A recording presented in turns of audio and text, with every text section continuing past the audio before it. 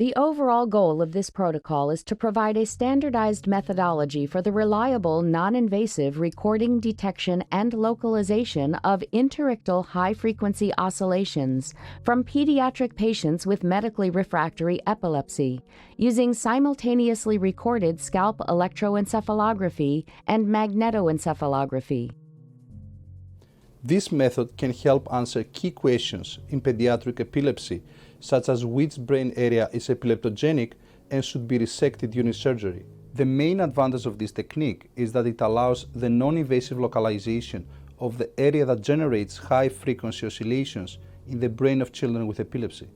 Different studies have shown that high-frequency oscillations can be detected non-invasively using scalp EEG and MEG, but only a few studies localize their generators at the source level.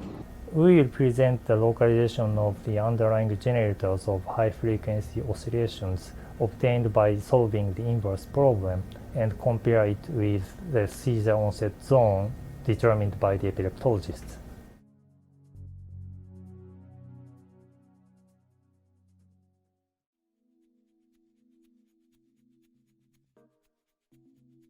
Begin by placing the electroencephalography, or EEG, cap on the patient's head according to the International 1020 system.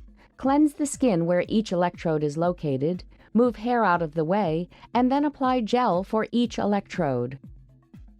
Next, place the ground and reference electrodes on the patient's head.